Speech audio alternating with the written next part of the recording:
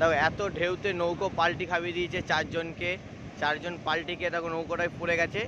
তো নৌকোটা আবার বোটটা সোজা করে ওরা যাবে। এইগুলো অনেক রিস্কের থাকে, মানে আমরা ভাবি এটা রিস্ক না, এই না কিছু না, কিন্তু না, এটা অনেক রিস্ক থাকে। আমি তো ওই বোটটা যেভাবে পাল্টি গেলো আমি তুলতে পারিনি, কারণ আমি এখন দেখো তোমাদের তুলে দেখাচ্ছি। বোটটাকে দেখো সোজা করছে, এই যে বোটটাকে সোজা করলো।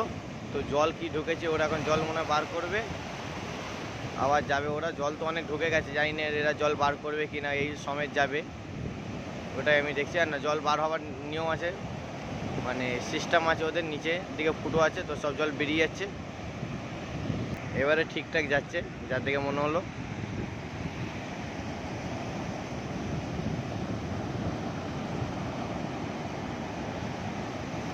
আর একটা দেখছি এই বোটটা তো উল্টে গেছিলো, তোমাদের দেখিয়েছিলাম এই বোটটা।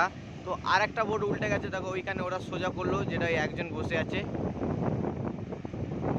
বোটটা উল্টে গেছিলো, তো উনি ঠিক করলো বোটটা, দেখাচ্ছে এই বোটটা উল্টে গেছিলো, এই বোটটা ঠিক করলো চারজন মিলে। এখন দুজন নিচে আছে, দুজন উঠবে বোটের উপরে দেখো, আর দুজন উপরে আছে।